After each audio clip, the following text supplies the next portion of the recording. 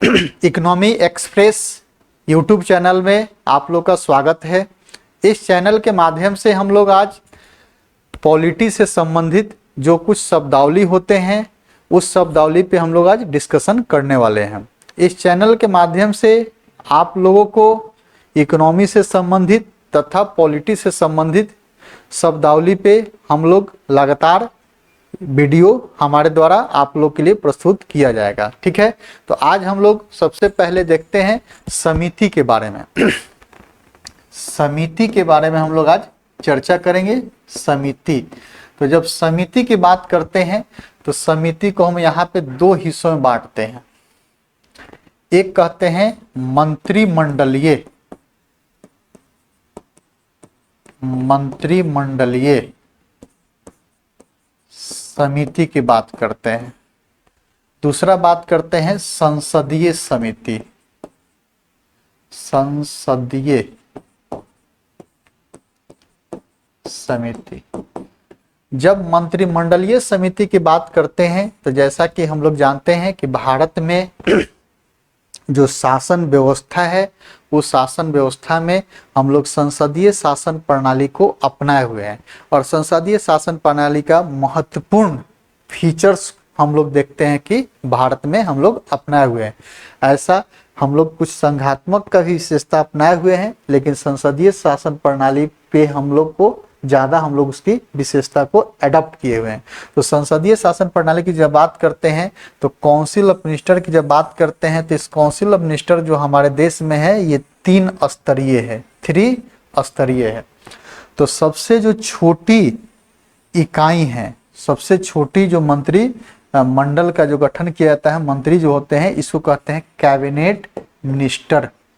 Cabinet minister, cabinet minister कहते हैं। इसके बाद इसको कहते हैं राज्य मंत्री, राज्य मंत्री। और पुनः जब इसको देखते हैं कहते हैं स्वतंत्र प्रभार मंत्री। जैसा कि हम लोग कहते हैं कि अमित शाह भारत के गृह मंत्री हैं, तो अमित शाह जो गृह मंत्री हैं वह कैबिनेट मिनिस्टर हैं, कैबिनेट मिनिस्टर हैं। उसी प्रकार जैसा कि हम लोग बिहार से अगर बात करते हैं तो बिहार से नित्यानंद राय हैं, वह भी गृह मंत्री हैं, लेकिन वह गृह मंत्री कौन है? राज्य गृह मंत्री के रूप में है। यानी कि केंद्र में केंद्र में 3 स्तर के मंत्री हैं। एक कैबिनेट मिनिस्टर है गृह मंत्रालय जिसको अमित शाह है, और एक नित्यानंद राय हैं, वह भी गृह मंत्री ही हैं लेकिन वो राज्य मंत्री है।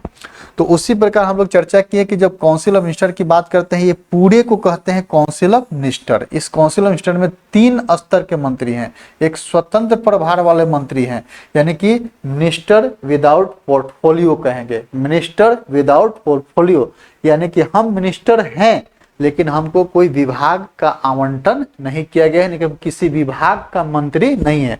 हमको मंत्री का सभी सुख सुविधाएं जो है, भत्ता वगैरह जो दिया जा रहा है, लेकिन हम किसी विभाग का मंत्री नहीं है।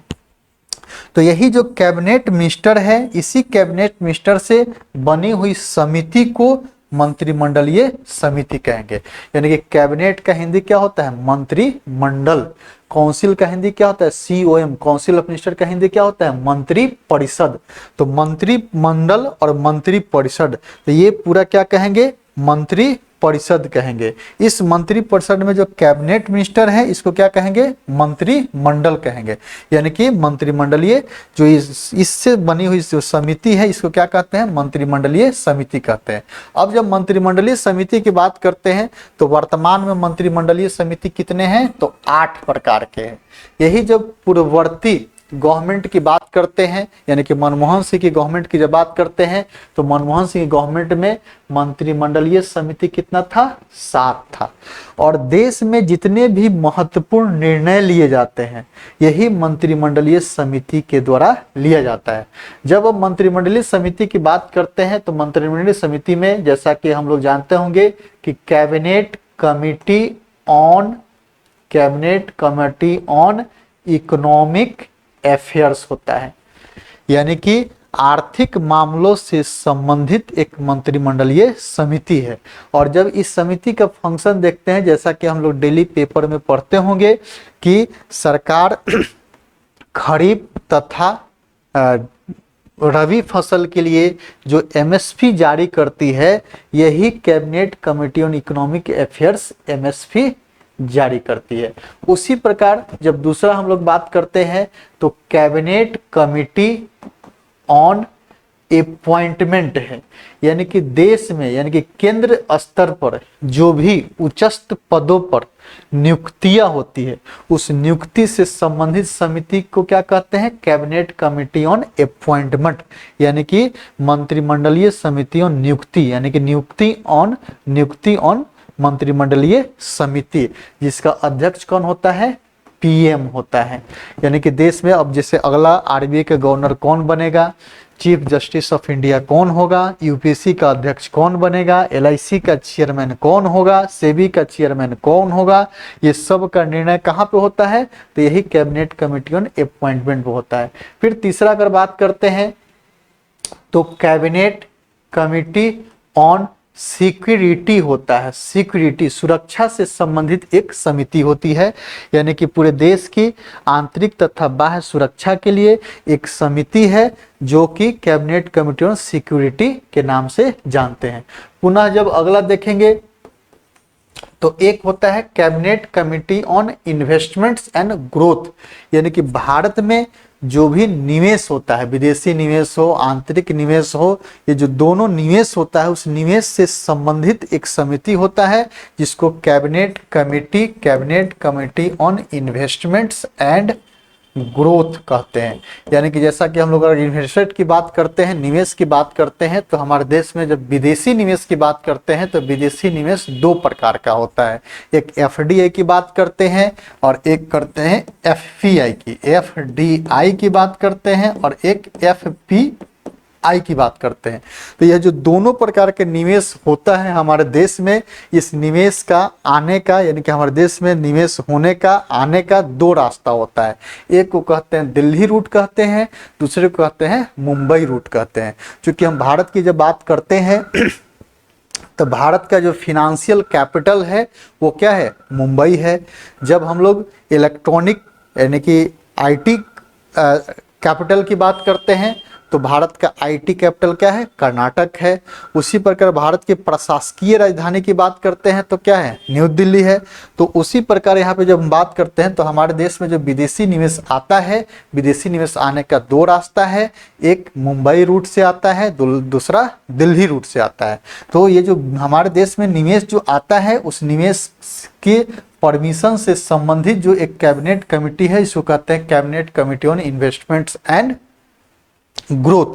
फिर अगला अगर कैबिनेट कमेटी की बात करते हैं तो एक होता है cabinet committee on employment and skill development.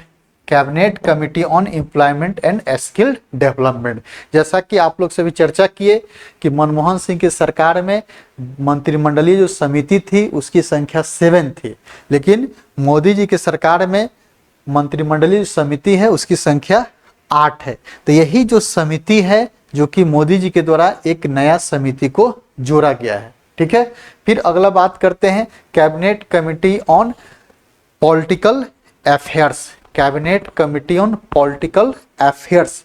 जब पॉलिटिकल अफेयर्स की बात करते हैं तो जैसा कि अभी चर्चा में बना हुआ है कि मंत्रिमंडलीय जो समिति है उस समिति ने जो जातिगत जनगणना के संदर्भ में उस समिति से क्या हो गया है? परमिशन मिल गया है। यानी कि जो अभी देश में सेंसस जो होना है, जो जाति के आधार पर सेंसस कराने की बातें चल रही थी, तो वो cabinet committee on political affairs से उसका परमिशन मिल चुका है। तो इसका काम है cabinet committee on political economy का फंक्शन है, पॉलिटिकल अफेयर्स का फंक्शन है कि जितने भी देश में राजनीति से संबंधित निर्णय लिए जाते हैं यहीं पे लिए जाते हैं। जैसे कुछ दिन हम लोग चर्चा पहले सुने थे कि 1 नेशन 1 इलेक्शन की बात की गई थी, तो 1 नेशन 1 इलेक्शन जो थी यही कैबिनेट कमेटी ऑन पॉलिटिकल एक अफेयर्स से परमिशन मिल चुका है, इसलिए इस पर वन नेशन वन इलेक्शन की बात हम लोग चर्चा में सुन रहे हैं। फिर आगे हम लोग बात करते हैं तो एक होता है cabinet committee on parliamentary affairs. Cabinet committee on parliamentary affairs यानी कि संसदीय मामलों से संबंधित जो समिति है, संसदीय यानी कि हम लोग जैसा कि जानते हैं कि सत्र की अगर बात करते हैं तो सत्र 3 होता है। एक शीतकालीन सत्र होता है, ग्रीष्मकालीन सत्र होता है और एक शीतकालीन सत्र, ग्रीष्मकालीन सत्र और एक मॉनसून सत्र होता है। तो ये जो सत्र होता है तो आने वाले सत्र में क्या फंक्शंस किए जाएंगे संसद में, इससे संबंधित एक समिति है जिसको parliamentary committee, cabinet committee on parliamentary affairs के नाम से हम लोग जानते हैं। एक जो अंतिम समिति होती है cabinet committee on accommodations. Accommodations मतलब है आवास से संबंधित समिति, यानी कि जितने भी महत्वपूर्ण पदों पे बैठे हुए लोग हैं, संवैधानिक पदों पे बैठे हुए लोग हैं, उनके आवास से संबंधित एक समिति है जिसको कैबिनेट कमिटी ऑन एकोमोडेशंस कहा जाता है। तो इस प्रकार हम लोग देख रहे हैं कि मंत्रिमंडलीय समिति कितना है, 8 है। तो हर एक के फंक्शंस के बारे में हम लोग को थोड़ा थोड़ा जानना है। जब हम लोग संसदीय समिति की बात करते हैं, संसदीय समिति की बात करते हैं तो संसदीय समिति भी 2 प्रकार की होती है। संसदीय समिति 2 प्रकार का है।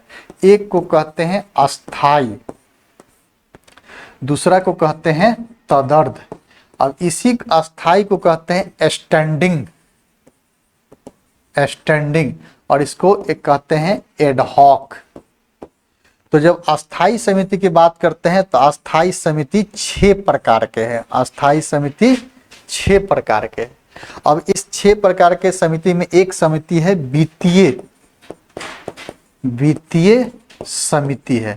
जब इस वित्तीय समिति की बात करते हैं तो वित्तीय समिति में फिर हम लोग जैसा कि पढ़ते होंगे पब्लिक अकाउंट कमिटी है, एस्टीमेट कमिटी है, फिर पब्लिक सेक्टर अंडरटेकिंग समिति है जिसको सार्वजनिक उपक्रम समिति कहा जाता है।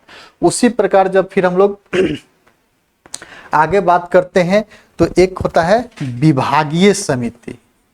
विभागीय समिति, ये जो भी समिति की हम लोग यहाँ बात कर रहे हैं यह सभी संसद के सदस्यों से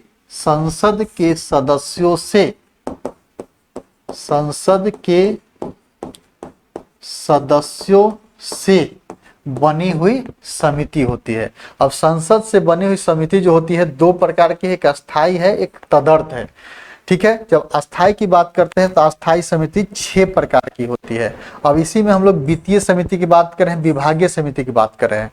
तो वित्तीय समिति में आता है public account committee, estimate committee, public sector unit committee. अब विभागीय समिति की बात करते हैं तो विभागीय समिति कितना है वर्तमान में, तो विभागीय समिति की शुरुआत की गई थी 1993 से।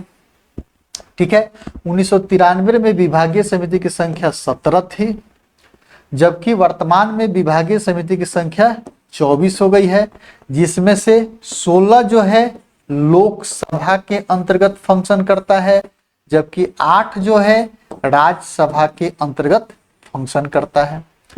अभी जो समिति है 24, इसमें एक समिति में 31 लोग होते हैं, 31 सदस्य होते हैं, 31 संसद के सदस्य होते हैं, जिस 31 में से 21 आते हैं लोकसभा से और 10 आते हैं राज्यसभा से।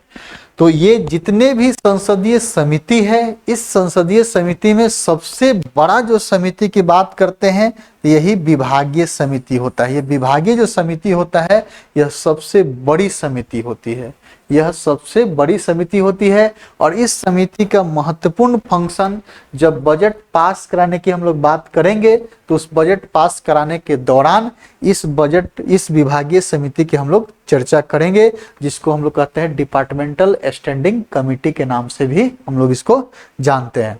फिर उसी प्रकार एक जो सामान्यतः लोगों के बीच में कन्फ्यूजन्स होते हैं कि एक हम लोग यहाँ पे चर्चा किए हैं कि cabinet committee on economic affairs, और फिर एक हम लोग बात करते हैं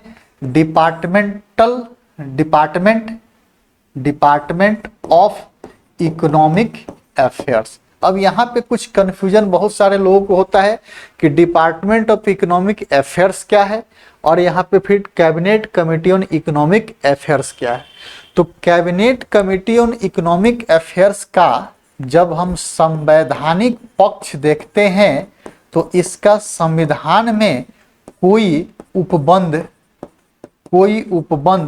नहीं है, यानी कि इसका जो गठन किया जाता है एग्जीक्यूटिव डिसीजन से किया जाता है। एग्जीक्यूटिव डिसीजन कहने का मतलब है कि काउंसिल ऑफ मिनिस्टर के आदेश से किया गया है। लेकिन जब डिपार्टमेंट ऑफ इकोनॉमिक अफेयर्स की बात करते हैं तो यह डिपार्टमेंट ऑफ इकोनॉमिक अफेयर्स वित्त मंत्रालय के अंतर्गत 6 विभाग हैं। वित्त मंत्रालय के अंतर्गत 6 विभाग हैं, जिसमें से एक विभाग है डिपार्टमेंट ऑफ इकोनॉमिक अफेयर्स। अब इस डिपार्टमेंट ऑफ इकोनॉमिक अफेयर्स का जो मुख्य फंक्शंस होते हैं, इसका फंक्शंस होता है बजट का निर्माण करना, दूसरा इकोनॉमिक सर्वे तैयार करना। इसका महत्वपूर्ण फंक्शन होता है बजट तैयार करना, इकोनॉमिक सर्वे तैयार करना। जबकि इसके बारे में भी चर्चा किए थे हम लोग कि इसका जो भी देश में आर्थिक मामलों से संबंधित जो महत्वपूर्ण निर्णय लिए जाते हैं यही cabinet committee on economic affairs में लिए जाते हैं। तो अगर कभी परीक्षा में हम लोग से पूछा जाता है कि cabinet committee on economic affairs का संबंध संविधान से है, तो इसका संविधान से कोई इसका वास्ता नहीं है, यानी कि इसका संवैधानिक कोई इसमें उपबंध नहीं है।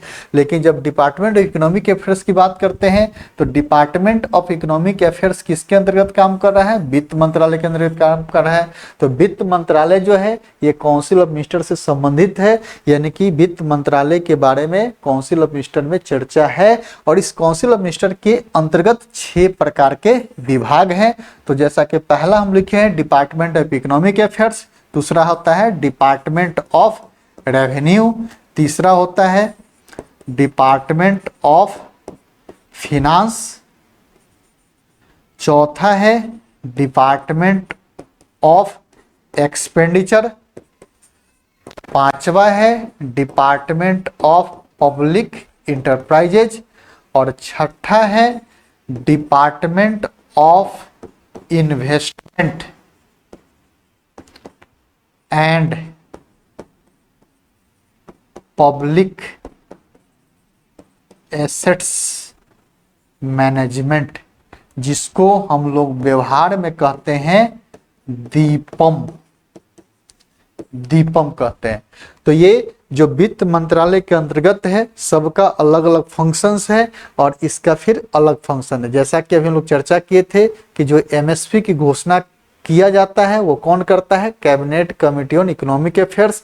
और cabinet committee on economic affairs का अध्यक्ष कौन होता है? तो प्रधानमंत्री होता है। दूसरी बात फिर इसमें जानना है कि जितने भी कैबिनेट कमेटी है, संसद जो जितने भी मंत्रिमंडलीय समिति है, जिस मंत्रिमंडलीय समिति में प्रधानमंत्री सदस्य होंगे उस मंत्रिमंडलीय समिति का चेयरपर्सन कौन होगा? तो प्रधानमंत्री ही होंगे। उसी प्रकार जब राज्य स्तर पे आते हैं तो राज्यों में भी मंत्रिमंडलीय समिति है और उसमें जितने भी मंत्रिमंडलीय समिति होंगे उस मंत्रिमंडलीय से समिति का सामान्यतः चेयरपर्सन कौन होता है? तो मुख्यमंत्री होता है। यानी कि जब राज्य की बात करेंगे तो राज्यों में भी जैसे अब बीपीएससी का चेयरमैन कौन बनेगा, इस राज्य का मुख्य सचिव कौन बनेगा, तो इन सभी जो भी निर्णय, किसी यूनिवर्सिटी का वीसी कौन बनेगा, जो राज्य स्तर की यूनिवर्सिटी है उसका वीसी कौन बनेगा, तो ये सभी निर्णय कहाँ लिए जाते हैं? कैबिनेट कमेटी ऑन अपॉइंटमेंट में लिए जाते हैं। और कैबिनेट कमेटी अपॉइंटमेंट हर एक राज्यों में भी कैबिनेट कमेटी अपॉइंटमेंट है और केंद्र पर भी कैबिनेट कमेटी अपॉइंटमेंट का गठन किया गया है। तो आज हम लोग जो कुछ मंत्रिमंडलीय समिति जो होता है और कुछ पार्लियामेंट्री जो कमेटी होता है और वित्त मंत्रालय के अंदर जो 6 विभाग फंक्शन करता है, इसके बारे में हम लोग चर्चा किए हैं। नेक्स्ट वीडियो में इसी प्रकार हम लोग पॉलिटी से संबंधित जो शब्दावली है उस शब्दावली में फिर हम लोग नेक्स्ट वीडियो में मिलते हैं। Thank you.